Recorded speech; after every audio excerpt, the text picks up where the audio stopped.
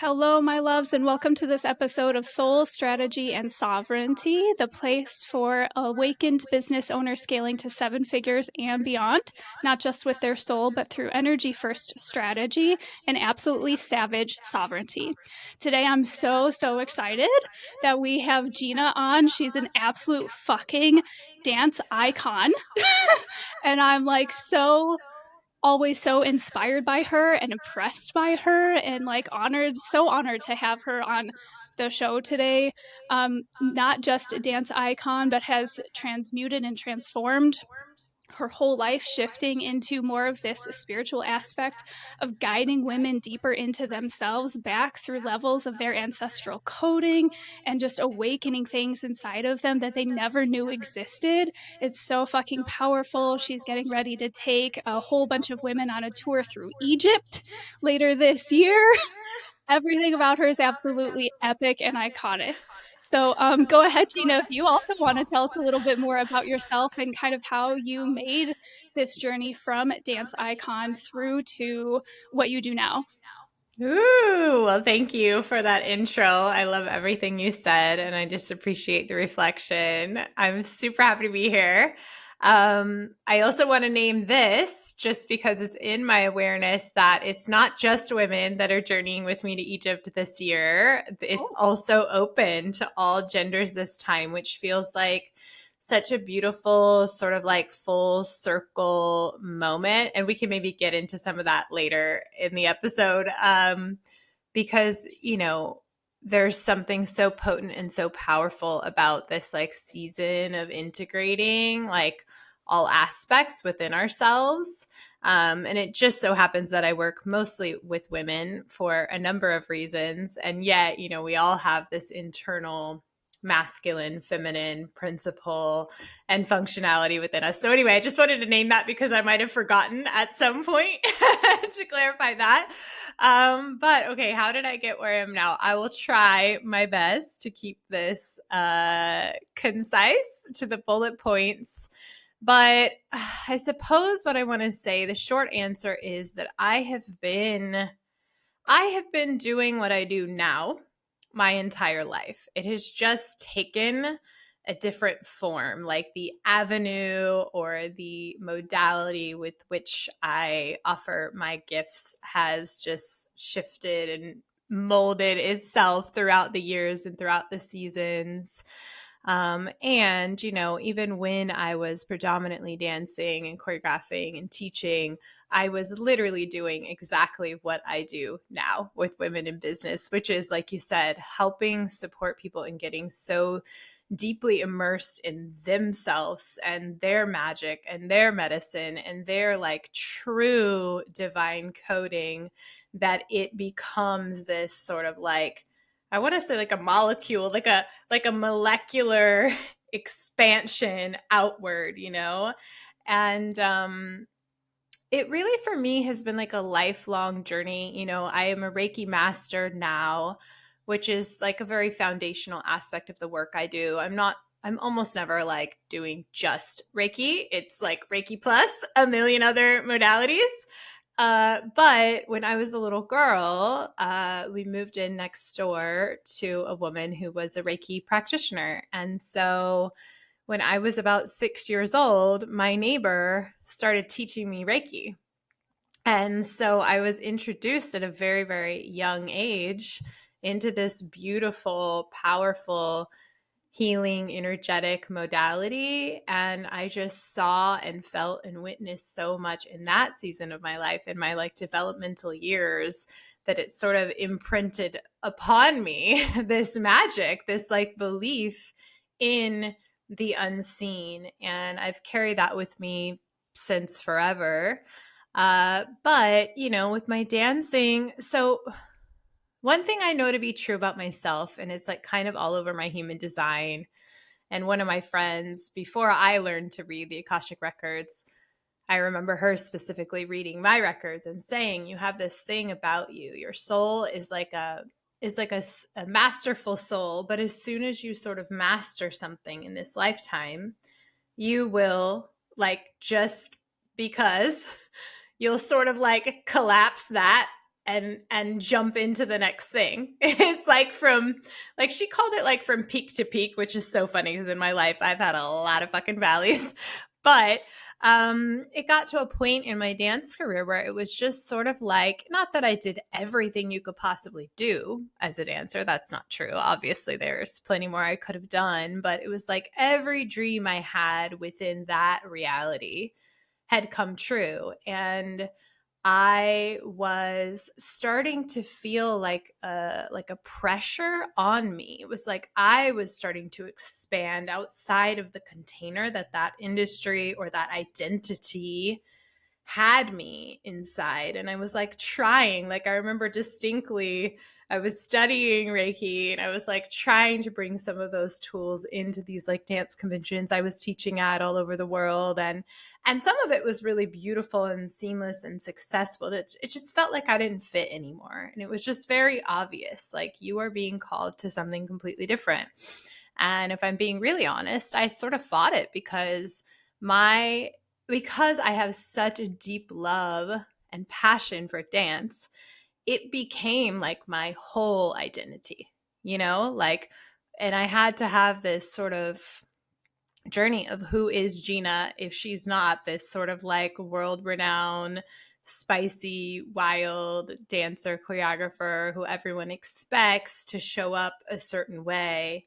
And then things really, and I was sort of like on this journey of transitioning into this other aspect of my work. And then I could get into so much of that, but really the biggest catalyst for me was the birth of my daughter, which was quite traumatic, to be honest. And it was the birth that I needed. It was the birth that she needed. And I know that now, having done a lot of sort of reclamation work around it all. But it was like I was so physically unwell and struggling so deeply emotionally that even if I wanted to continue in the work I had been doing as a dancer, choreographer, all of that, I just couldn't. Like, I literally could not. It was like that big. Like, it was like, if you keep doing this, you will die. Like, this was like the download that I kept getting.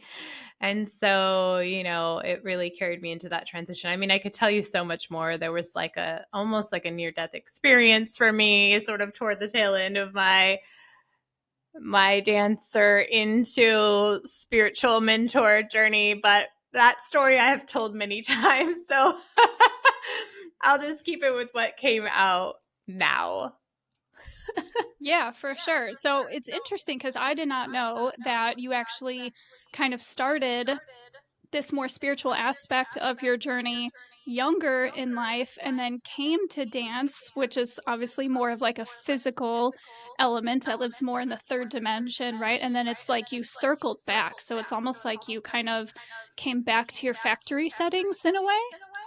I would say, but it's interesting, because even as you're asking this question, it's like there's sometimes this perception of the spiritual being like outside of the physical, and for me, this is actually part of my soul work is bridging the two. Like, because for me, if I'm being honest, the most spiritual thing I could do is be dancing, is be moving, is being in my body, and I've come to know and understand the power of like our actual physical bodies and how much they are coded with so much magic and wisdom and power. Like every answer we could ever need, it is literally in the body. It's in the voice, it's in the hips, it's in the womb, it's in the heart center. Like every cell of our being is so coded with so much potency. And so yeah, I think for me,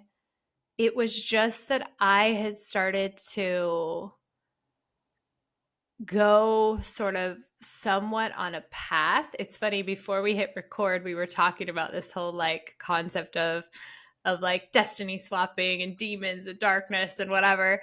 And we were kind of having a chuckle about some of it, but it's funny that you had brought that up before we hit record, because the dance industry, the entertainment industry, still to this day, I can say, has a lot of dark shadowy stuff within it. Oh, interesting.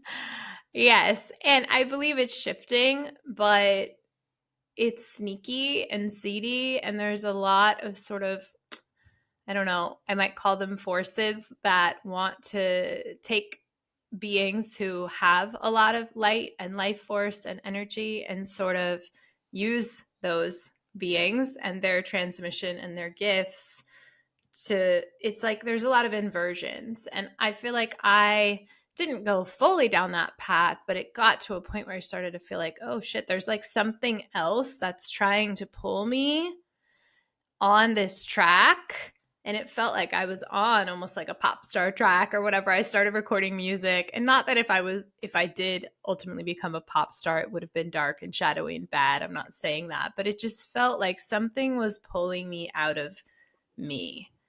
And so the only way I really could reorient to me was to dive into some of these like deep spiritual practices, which were always a part of my life anyway. And I had kind of like, they never left me fully, but I just got pulled. I was being pulled in so many directions. Like I had this wildly successful career that had me saying yes all the time and just traveling. And like, it was very hard for me to like really center myself. So yeah.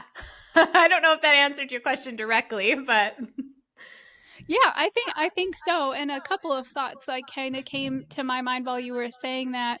Kind of going back to this idea or what you were saying about bridging the gap, like movement in your body is really bridging the gap between the physical and the spiritual. It's not that they live separately, it is that they do necessarily live in cohesion as long as we are willing to nourish ourselves in that way and to see it that way, right? But immediately I have this vision of like um or going back earlier where you said that the expansion happens on a molecular level, right? And similarly within our bodies, we are made up of more cells, different kinds of cells than we could count.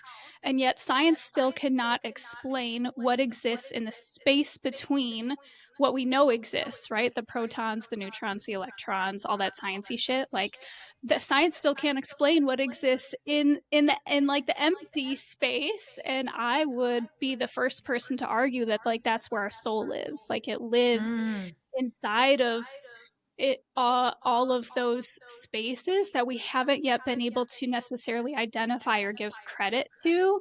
And so I think it's really beautiful the way that you know, really spoke to that bridging the gap and bringing yourself from a place where um, you were kind of like bringing both together in harmony, even in your transition out of dancing as a career, more into spirituality as a career, but that the movement aspect of it is still very much integrated in what you do. yes, absolutely. Like, and you know, I did go through a season of like, there's this wild thing that happens. I think it happens even like when you break up with someone, right? It's like you don't normally just break up with someone and like be best friends, right? It's like the breakup happens, you need some space, and then hopefully if things are good and well, you can reconnect and have like a different sort of orientation to each other. But I did go through a season of, because the like beautiful just ritual of dance had become like sort of commercialized for me and had become this thing that was my livelihood, right? I sort of had, and then things got a little weird. It was like I did sort of exile that for a while, like dance entirely, Oh, because I didn't really know. I don't want to say I completely stopped dancing ever. Like that never happened, but there was this sort of like push away. And then there was also this thing that was happening for me with my body, with motherhood and the birth trauma and my hormones and the weight issues I was having. It was like I didn't know how. Like I was like, how do I dance in this body? Because it was so different. Like speaking of molecular change, like my form was just entirely different. Um, but it's all on purpose. But now more than ever, it is so integrated in essentially everything I do. And you will never work with me, even if you are a CEO who wants to increase your income. You won't come working with me and not move and not use your voice. Like, you can't get away with that. So, like, if you want to work with me, we're getting into it. Like, we're getting into the body, we're getting into the voice, because I just know. I mean, we think about, like, I always hear this. I don't remember exactly where it comes from, but like, there's this quote that floats around about how, like, someone comes to a shaman and they're sick, and the shaman will say, like, well, when was the last time you sang? When was the last time you danced? It's like, there are these deep ancestral pieces of wisdom that exist in the movement and in the sound that we all benefit from. So, Yeah, and that's such a beautiful reminder too, because I think um as spiritual people and as business owners, we can tend to get very very in our heads about things, and very much in like the rituals that we've been taught, if that makes sense. Like, I think it's very easy for us to be like, oh, well, let me go to my altar, let me say a prayer, let me make an offering, let me, whatever your spiritual practice is, right? And yet we forget, again, like to the point that you made earlier, that so much of our wisdom and what we need to do is already coded inside of us. It's already coded in our cells and our molecules and our spirit and our body.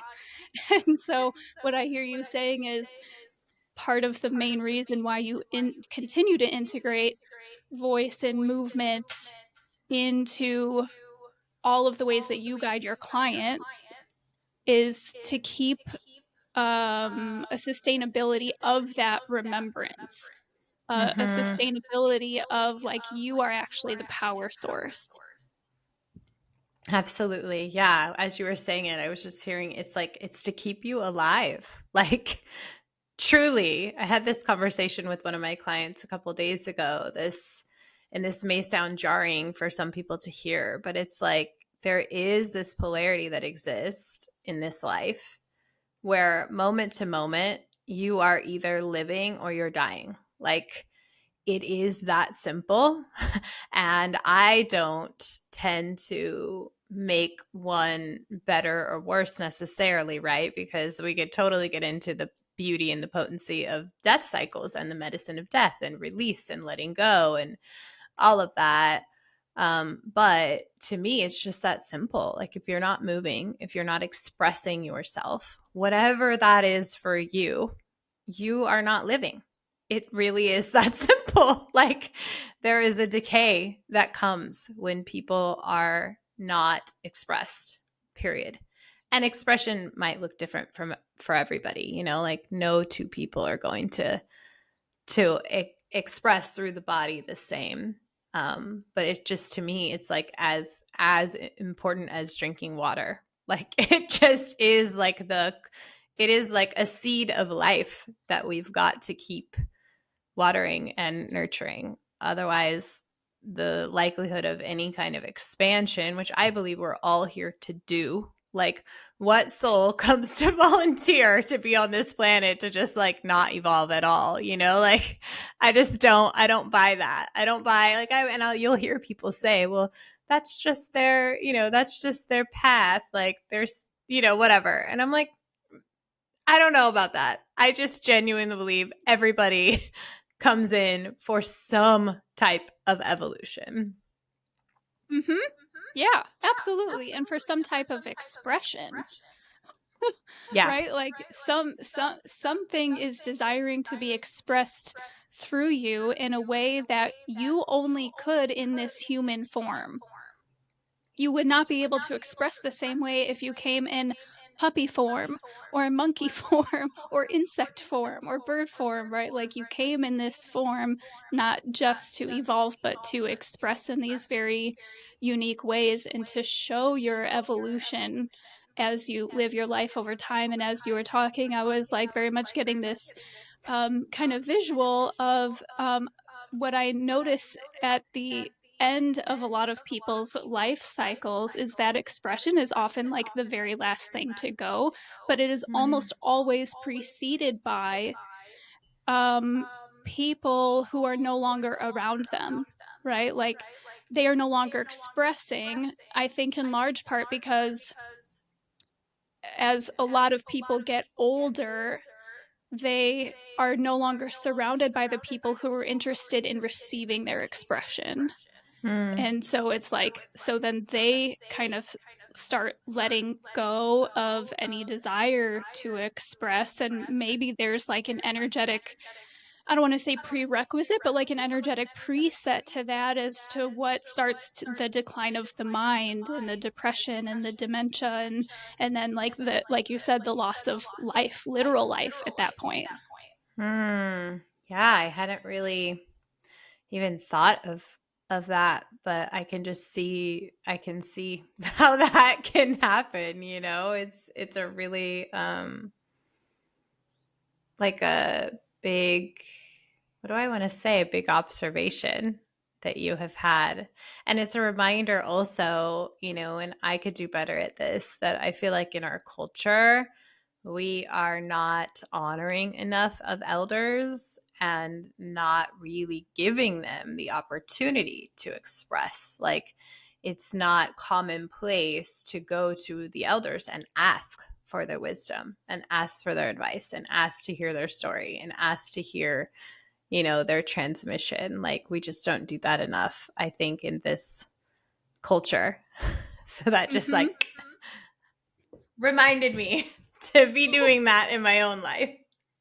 Yeah, yeah, I would absolutely agree. And and I think what is actually kind of really ironic and funny about that is in the spiritual community, um, people get so excited when they journey with plants and medicines that are natively referred to as grandmothers and grandfathers. Like Yes. like, I know that, you have journeyed and I have journeyed with peyote, for example, and in at least in the native circles that I have been around with, they refer to it as the grandfather, right? And, like, Mm-hmm. they're so excited and so honored to, like, be in the presence of this powerful heart healing medicine. Even trees, like grandmother willow trees, Mother Gaia, Mother Earth, right? Like, we refer to all of these, like, elders plants and yet somewhere along the line we've lost that connection to our human elders. Yeah. Well, and it's just so funny that this is like where the conversation is turning because, you know, I like this is kind of a big additional turn, but it in this season of my life and in my work, I'm being called to work with women in midlife and beyond. And what I know to be true, not that like, you know, I just turned 42, right? So I'm technically in midlife. I'm not technically an elder and I wouldn't pretend to be one, but, you know, a lot of it is really helping women reclaim this season as a really powerful, potent season because there is this, I believe there are rites of passage just in general, like missing from our westernized culture across the board. And we can look at that in a myriad of ways.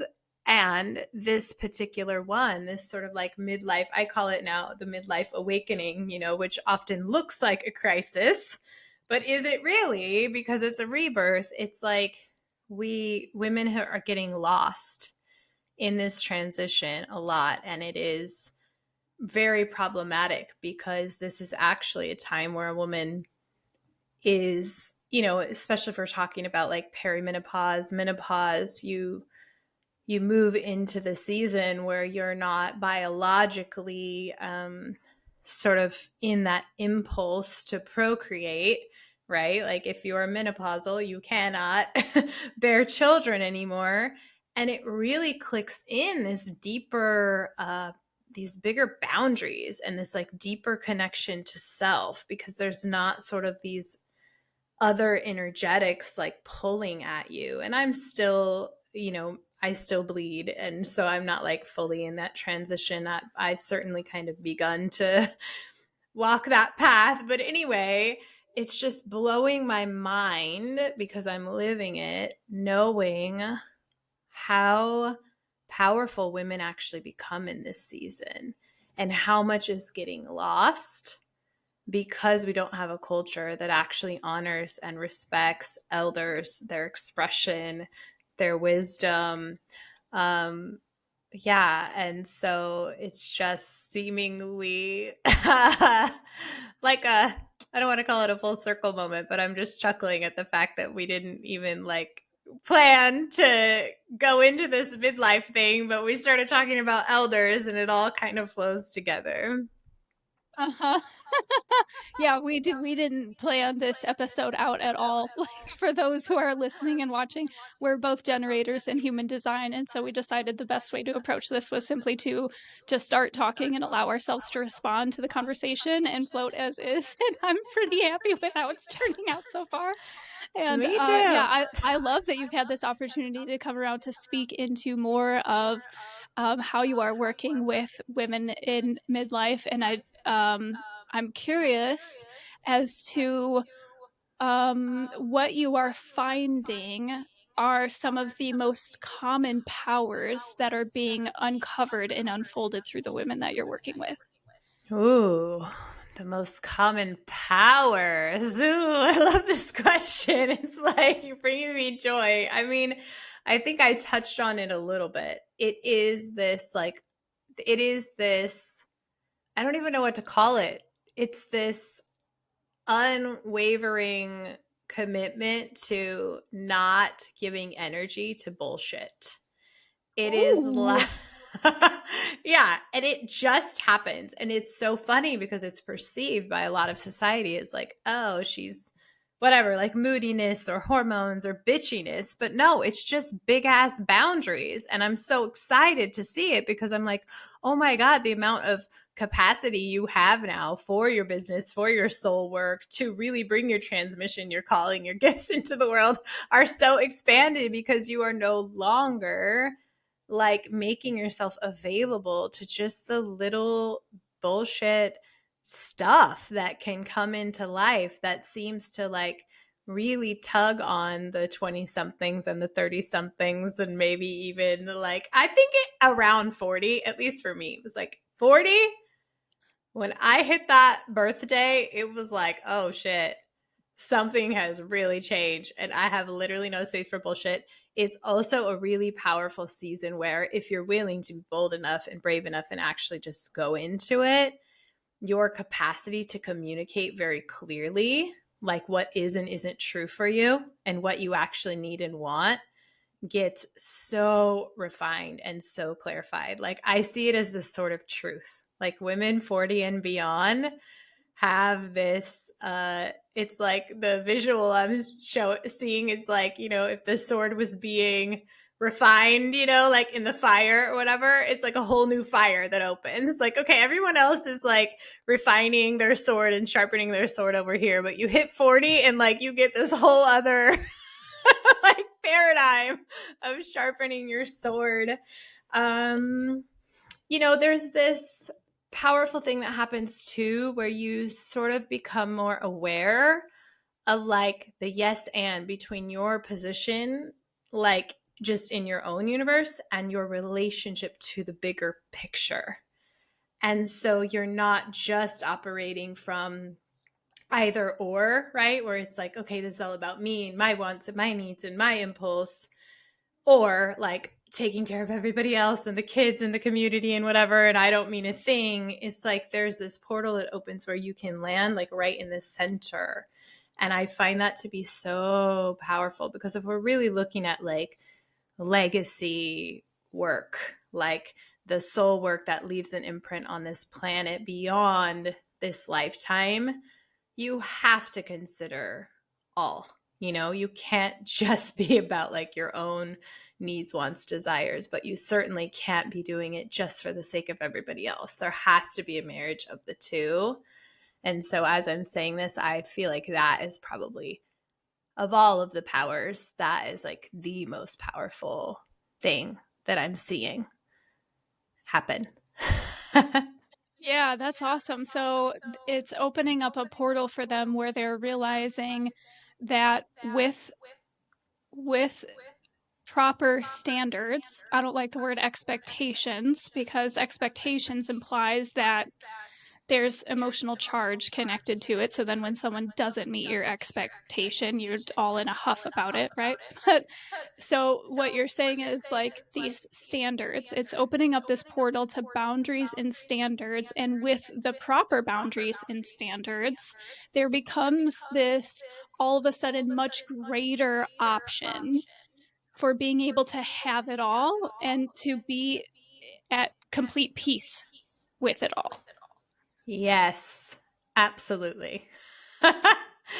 And it's like you can click into this self you use the words trust. I think self trust is a huge part of it, but even more so I want to call it like a self honoring or like a value. Like you can really, I want to say zoom out, but Spirit's saying no, it's like a anchoring in. You can anchor into like, wow, I really am like worth it. I really am this potent. I am this gifted. I am this powerful. Like, and I don't have an explanation for like why that becomes more available, but it just does.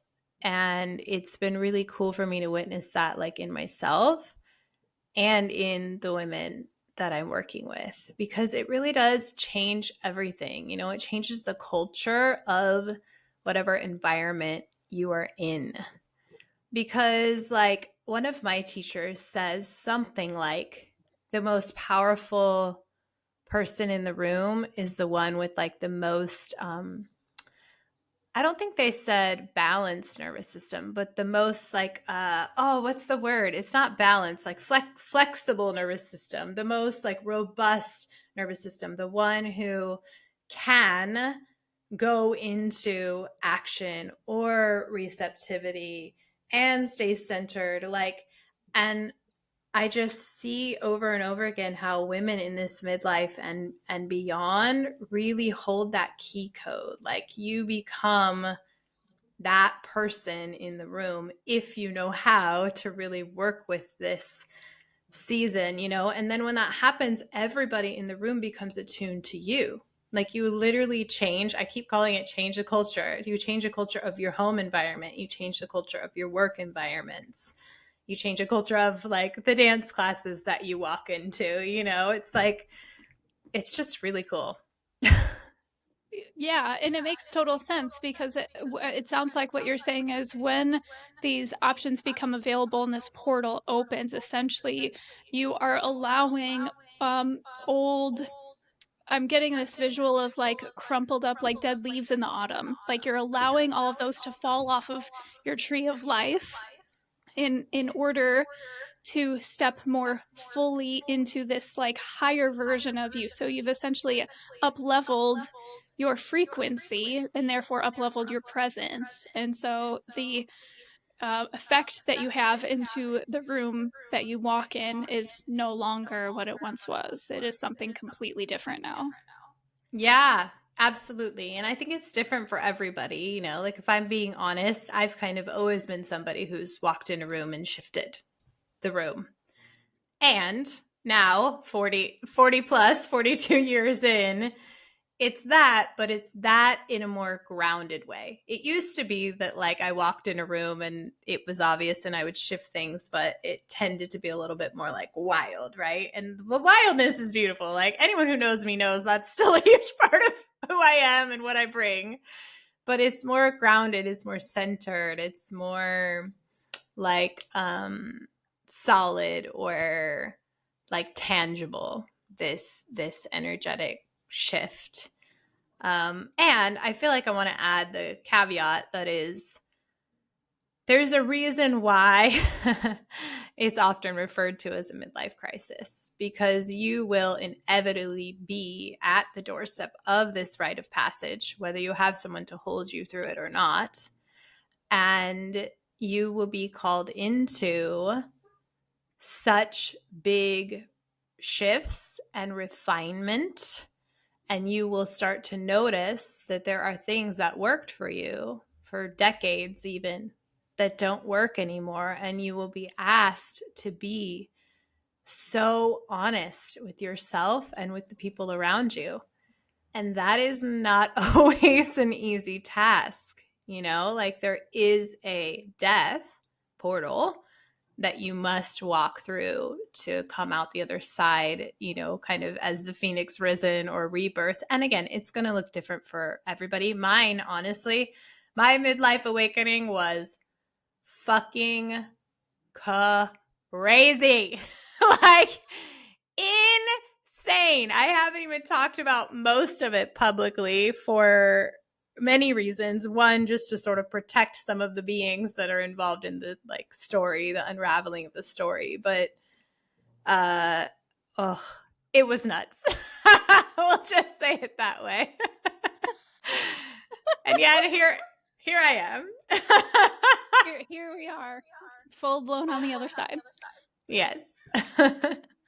So you talk about midlife and kind of transitioning through this initiation in such a way that it's related to age, but you've also mentioned that it is also related to like perimenopause and these menopausal stages. And I'm curious from your perspective, being in this season of life that you're in, do you feel like um, those people who are going through these seasons and know that they are, having to go through this pretty intense death cycle of allowing these old paradigms and old ways of being to fall away, if that necessarily or maybe unnecessarily like has any kind of direct effect on how easeful the perimenopausal stage is, or on how easeful this initiation is? Like if you're more Mm. willing to let go of those things, does that make that a little bit easier, or is there no real effect? Ooh, this is an incredible question. I'm so glad you asked. And the short answer is yes, it can be made more easeful. That being said, obviously there is a lot of nuance to this season, to perimenopause, to menopause. People have a bazillion different iterations of the experience. We have sometimes ancestral threads that we're carrying through the transition that aren't even necessarily ours, but are asking to be alchemized. There's just so many layers to it. But what I have noticed is one of the best ways to ease the transition is to come out of agreement with the story that it has to be problematic. Ooh, I like it. Yeah, and just claim like this is not a problem. This is a powerful transition. This is, again, like I've said it on my social media and popped off a little bit, like midlife isn't a crisis, it's a portal. And the other thing that I find really eases the transition, at least for me and for many of my clients, is choosing your turn on, like choosing your passion, your pleasure, and being willing to understand that like what turns you on and what gets you going in this season might be completely different than what it ever was before. But it's like, if we're looking at the collective story of what this season is and what happens to women, it's like, and especially for those of us that are empathic, right? Like I found myself, if I'm being honest, in a season of being dry AF, like and it's like I had to look at like, where is this coming from? Oh, because the culture says this is what happens. You dry up, you have no turn on anymore, like you get wrinkly and you whatever, like all the things. And I'm not even saying that any of those things are negative, right? Because like maybe you don't care, like maybe you don't give a fuck if you are turned on anymore, and you're cool with like your wrinkles coming, and that's great. And for me, it's like I care about being turned on, I care about my juices flowing, I care about having I'm not anti-aging. Like, I know I hate that word anti-aging. Like, oh my God, what a mind fuck. The whole I know, what a industry. crappy shit, right? What a mind fuck the whole beauty industry has done. But, and like, I enjoy the fact that I'm 42 years old and most people are like, what? How? Like, you don't look like you're 42, you know, like, and people are like, you look so youthful and blah blah blah blah blah. Like, I enjoy that. I don't want to age in a way where I like shrivel up and shrivel away and dry up and have no turn on anymore. Like, I do not consent to that. I am choosing a different story.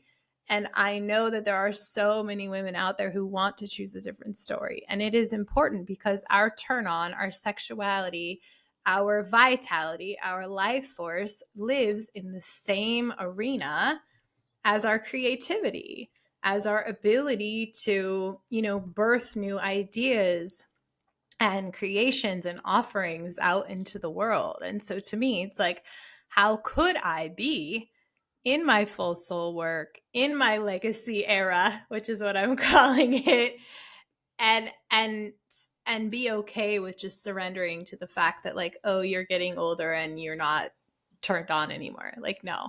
I'm not okay with that. Yeah, yeah. It's as we've been having kind of this whole conversation, it feels very much like um the same similar sort of initiation as it would as if you were going through a quantum leap. Like, you have these phases where you recognize that old things are falling away and you're going into something new, and maybe at first it feels really cool and exciting and you're like, God, I've been waiting for this, I'm so ready. And then comes the point where you feel the stretch and you feel the edge, and that is when a lot of people will look around them and say, well, what is everyone else doing? And what Mm-hmm. is society believing that I should be doing at this point in time when I'm feeling this way and I'm experiencing these things, and collapse into agreement with those stories. Well, now you become dry. Well, now you're no longer creative. Well, now you're going to let yourself go. Right? Like, all of these things that are super not helpful, when the reality is that when you're feeling that stretch and that edge, that's really the calling to make the commitment. That's really the Mm-hmm. calling for you to have the opportunity to decide, okay, am I going to continue to stretch beyond this edge and come into agreement with something new, something bigger and better than what I once was? Or am I going to collapse under all of this pressure? Yeah. Well, and truly, I think something you said is really important to just like drive in. It's the question becomes like, what is helpful for you? You know? And that's it. Like, if and there are some women who walk through this portal and they're like, I'm actually done. I don't want to have a ton of output anymore. I don't want to like run my business anymore. I don't want to do this, that, and the other. That's cool. Like, if that is what is best for you, that is beautiful.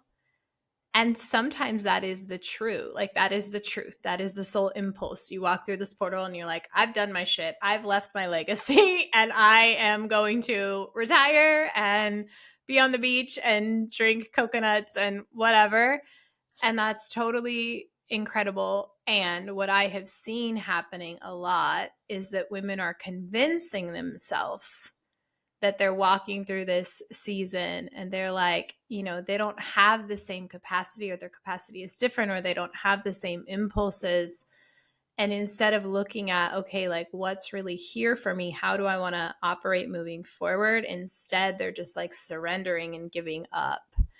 And so those are the women that I'm really eager to connect with, the ones who are, like, who might be convincing themselves that, like, oh, it's done. I've done enough. Like, I don't have anything more to offer in the world, but actually are meant to take that quantum leap and have access to this whole new paradigm of what they have to do and have to offer. Mhm. Yeah, that's so, so beautiful. Like, to be so immersed in your season and then to be so immersed with other women as they go through the same season and to be able to hold that space and guide them through and to help them see the truth and the clarity of what it is that they are truly designed to do next. Yeah, absolutely. And I feel like a lot of it is just about leadership, like cultivating a new paradigm of leadership. Like, because to me, it's kind of like once a leader, always a leader, is what I've seen anyway. Like, I'm married to nothing, by the way. I'm literally not physically married. I've never been physically married, even though I've been partnered for 10 years. Like, this is how I operate. Like, I may be saying something on this pod that I'm like 100% convicted about today, and that could change next week. But what I have witnessed in myself and many, many other women and the women who tend to work with me and be called to work with me, it's like once a leader, always a leader. Like you might not be okay with leading the way that you've been leading, but the likelihood that you're going to just like stop and quit altogether and just be okay with that is very slim. And I've seen it happen. Like, I've had clients that are like CEO and then they're like, I can't do this anymore. I need to take a break. And then a year later, they're at it again, but from a different angle. It's just like, I just feel like when you're called to lead, you're called to lead, and that usually follows you for a lifetime. Yeah, yeah, and I think it calls back to what you said closer to the beginning of this episode that you in your own Akashic records have been called in this lifetime to kind of hop from peak to peak. So maybe it wasn't so much that, you're kind of at the the the peak of the leadership in dancing, but now it's more in this Akashic records and this spiritual and this midlife and like all of the magic that you have. And yet, I do think that to give credit, like you said earlier, that there is a valley in between. We very rarely just actually hop from one to the next, right? Oh, It's yeah. it's more like we tend to have this slide down. And then I think that you even said earlier that there's this weird in between period in that valley where you're like, well, who am I now? Like, if Mm-hmm. I'm no longer doing this and I'm no longer living that life, who am I now? Which is such a generator question too. that that we're it's it's very rarely like, well, what do I do now? It's more like, who am I now? Mm-hmm. And those tend to feel very much like crises for us sometimes. But then when we are able to kind of find our way back up the other side of the next and then find the peak up there that, oh yeah, this is who I am now. Okay, this is cool. Yeah, totally. Well, and the funny part about it is I find that like the way it's like the choreography will change, but like the dancer is always the same. I don't know. That's such a funny and kind of almost dumb analogy for me to bring forward, but it's like no matter where I go, if I'm dancing, it doesn't matter what style I'm doing. It could be contemporary or jazz funk or whatever, like I'm always me, and I bring the fullness of me like everywhere. And I find that oftentimes, like if we're talking about like our original soul blueprint, which you had mentioned early on when you introduced me, that like I help people get really in line with and like logged onto their soul blueprint, like the essence of that blueprint, it doesn't really change a lot. Like it really doesn't. It's kind of always the same. And so it's Mhm. just funny that we find ourselves in these questions over and over again of like, who am I? Who am I? Who am I? Because the essence is almost never changing, at least from my observation. Yeah, no, I completely agree. Like the factory settings that we came here on Earth with are the same that we're gonna die with, and it's only a matter of us like just going through the own life experiences that we have to go through to get us farther away or closer to that. Yeah. And I feel like this is a fun place to just sort of drop in the reminder that, you know, we do these things sometimes. Like I had mentioned how I'd sort of exiled like dance entirely for a season. And I'm not mad that I did that. Like, whatever, it happened. It's okay. But we do have these tendencies to exile parts of ourselves, like in these transitional times, maybe as like a protective mechanism or, just a way to feel more in control. But I have found that it's really helpful to continue to like invite in like all aspects of self. Some of them might need to be like alchemized into something that's helpful, right? Sometimes there are aspects of ourselves that want to keep us small, or aspects of ourselves that want to shame us or doubt or whatever. But like my approach is kind of always the approach of like, how can we be more whole in this moment? That is sort of like the foundation of all of the work that I offer in the world as well. Like whether it's a dance experience or it's like a one-on-one deep dive with a woman in business, it's like, okay, where is wholeness? Like, where is that thread? And how can we just keep anchoring into that? Because again, like the parts of you that you came in with, they are parts of you for a reason.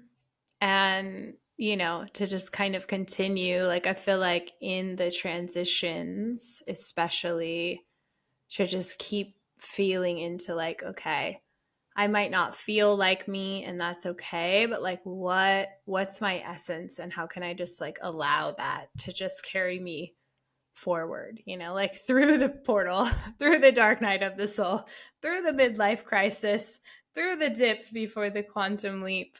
And that seems to be really, really helpful. Mhm.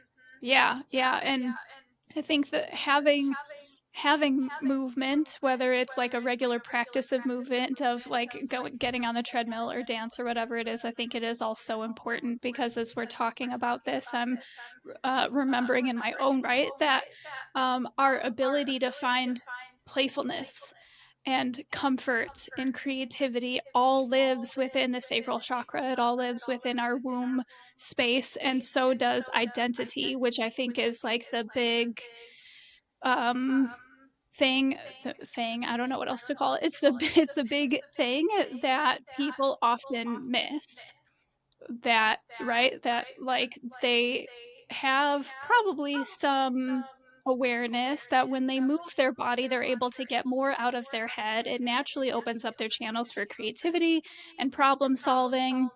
It releases endorphins and they feel better, like more of these maybe kind of like physiological mental things. But to really drop back into the essence, like you said, of who you are, drop back into the spirit of who you are, having any kind of a movement, but especially like any kind of a form of a dance where you're really engaging all parts of your body, especially your legs and your hips, where all of that energy tends to live. It just calls it to like waken back up and maybe peel off some of those layers that were a little bit tighter around it than it probably should have been, Mhm. and just to like reignite some of that water and some of the fire inside there. Yeah, absolutely. Well, and the body is so brilliant. Like, if you give the body enough permission and you create like enough of a safe container for expression, your body will naturally unwind and unravel the things that are like maybe bound and tight and holding. Like, this is just the nature of the body. And yes, there are plenty of ideas out there that want to say that it's different. And again, that's just one of those things I don't buy, like the body is always, always, always working to keep you well. This is at least my belief and my experience. Yeah, no, I completely agree. It's always working to clean itself and it's always working to optimize itself, and it's only a matter of us being able to nourish that with the tools that we have available to us. But as you were saying that it's a matter of giving the body permission to do what it needs to do and to maybe release some of the stuck energies and thoughts and feelings and patterns that have seeded themselves there. I'm curious as to whether a part of your practice is to also use voice in tandem with movement to increase that activation and that clearing. Yes, 100%, absolutely. And it takes a different form every time. I do have some practices where we're like just moving through the body, feeling into each chakra and like kind of toning the chakra and just letting the body move while the voice expresses and just kind of naturally clearing out. But it's like sometimes I can see like a deep ancestral thread of like something that hasn't been forgiven and it's living in the solar plexus, and we're just in a retreat and I'm just putting my hand on the solar plexus and just saying just scream, like it takes a different form every time. But yes, the voice is such a potent and powerful uh key code as well as the body, and when they're working in tandem, it's like you're getting that whole picture. Like you can't have one without the other kind of thing. It's making me think of just what I had talked about with the power of being able to like know where you exist in the universe and then your relationship to the whole. Like I sort of see the voice and the body as a similar like thread of awareness, we'll call it. Yeah, awareness and then expression, of course, right? Mm-hmm. Yeah, absolutely. That's awesome. Well, I'm sure that we could talk about all of this stuff all day long. Because I feel like that's kind of how you and I connected in the first place, is being both of us women who really came from building foundations to our spiritual practice and to our business and to where we are now from a place of movement. Um, Obviously, yours is dance, and even professional dancing was your career for a very long time, and mine was martial arts. But I think that movement is movement, right? And we're taking away a lot of the very same similar lessons and codes from it, in terms of like peeling away the layers and getting back home to ourselves and finding new ways to rebirth and share that with other women. And so on that note, you are taking a whole bunch of women on a retreat to Egypt in November. Would you like to talk a little bit about that? Sure. Yeah. So this journey is called Temple of the Soul, a holy convergence. So as I had mentioned, there will be women and men. I'm also open to, non-binary folks joining as well. This is a all genders journey. There's so much I could say about it, but I suppose I just want to speak to like the kind of human that is called to this particular journey, because when I'm feeling into the group, and this is something I always do when I offer retreats, I've been leading retreats all over the world for 6 years. I've been doing like soul travel to sacred sites for 18 years now. Um, and there's always sort of a theme, like a collective theme. Everybody has their individual journey and their individual reason for coming and their calling.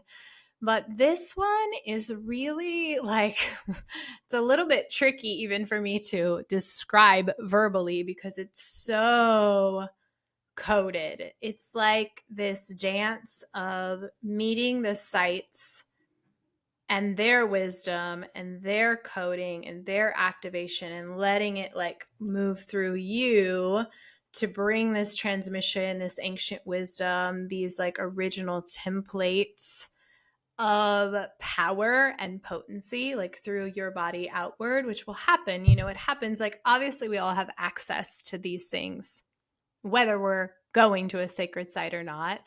But just like when you meet other humans, and they hold some wisdom that activates you when you connect, it's the same way with various temple sites, earth portals.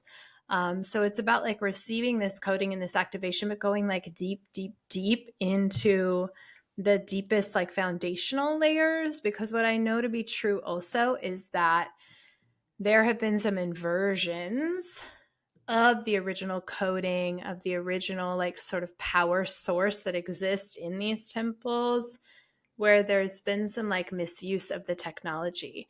And many of us, honestly, myself included, I know this on a soul level, have had that experience of misusing that power ourselves. And so many of us are being called now in these bodies to come back and kind of recode. and to anchor, like to both receive that original coding that's like untainted, totally pure, but also to offer our frequency. Like I keep getting the download from these sites, these temples, that like they need us just as much as we need them. Like it's a collaboration, like I have been all over the world to various sacred sites. And while this Egyptian portal is connected to the Mayan ruins in Tulum and connected to Mount Shasta, they're all connected, right? They're all in communication through these like deep inner earth grids.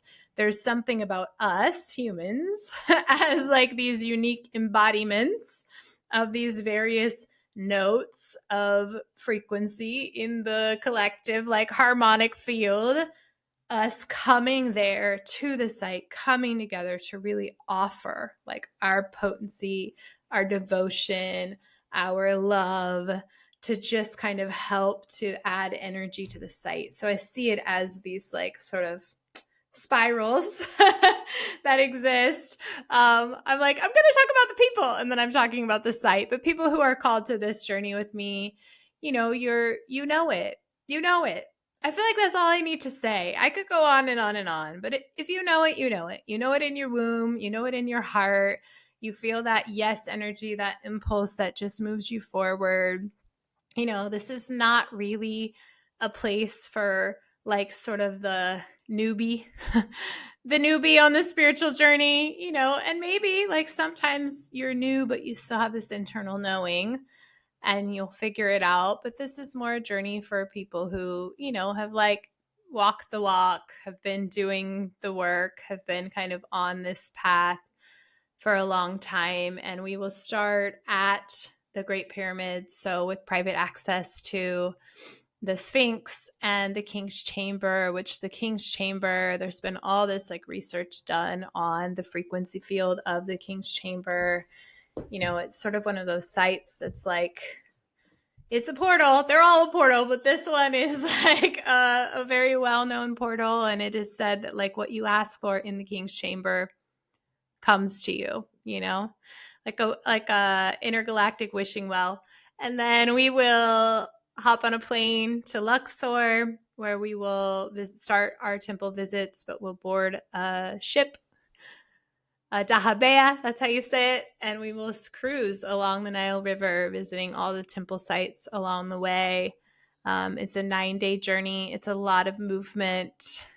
We will, integrate together with movement, with sound, with energy healing.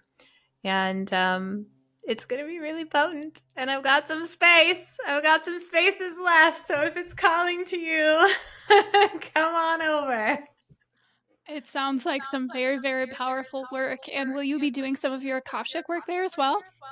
Absolutely. Yeah, I definitely integrate that into like everything I do. I wouldn't even talk about this, but I'll just touch on it. I do a very, very unique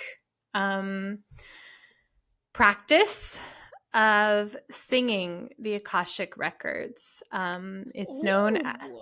Yeah, it's known as the Dove Codex. One of my beloved teachers and dear friends, sisters, her name is Ama Sophia Rose, taught me this really beautiful lineage where you can use your own ancestral song lines, meaning like, some people call it light language, right? Like the songs of creation that just naturally live and emerge through you as like a key code into the Akashic records, and singing the frequency and the resonance of the records. And I work with people in that way as well, which is like so unique and beautiful and powerful.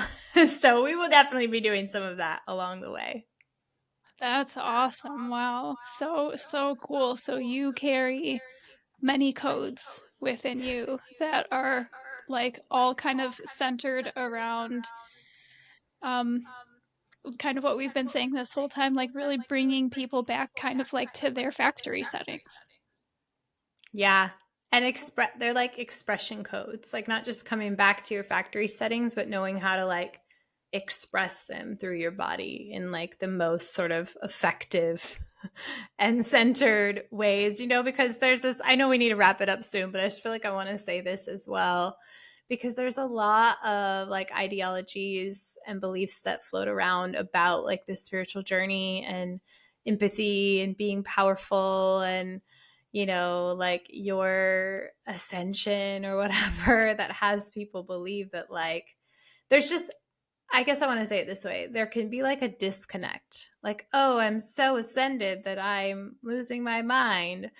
Oh, I've got all these codes, but like nobody understands them. This kind of bullshit. And I'm just like, no.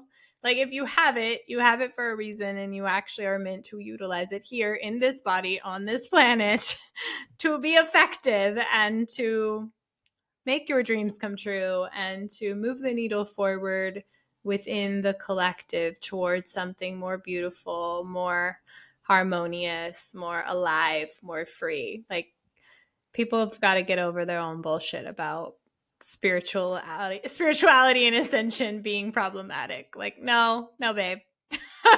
We're not doing that. Yeah, isn't that so funny that so many people get into spirituality because they see that it is like a better, clearer, easier avenue for them to get to where they want, but then on the way it's almost like it becomes their roadblock.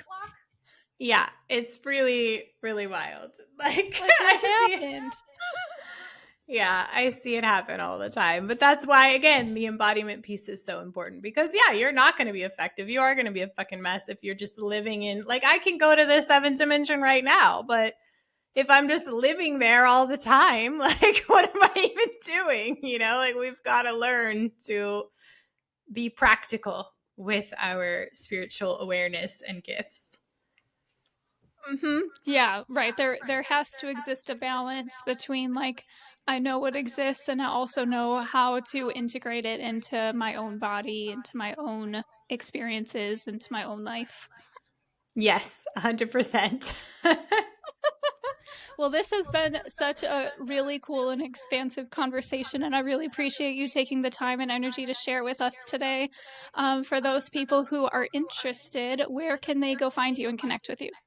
It is very easy to connect with me on Instagram at Gina Starbuck. I am posting all kinds of fucking fire content there lately, and I'm fairly easily reachable there. You also can just click the link in my bio there to get on my mailing list, where you'll get updates about all the goodies.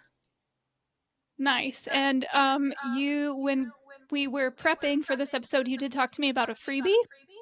I do have a freebie. It is called the Embodied Power Activation Session. It's a 25-minute journey. Yeah, where I sort of take you through a movement practice, a deep connection with your soul, and then like a vocal alchemy tuning process. So it's like a little bit of a sampler of these three pillars of my work, which is the body, the soul, and the song.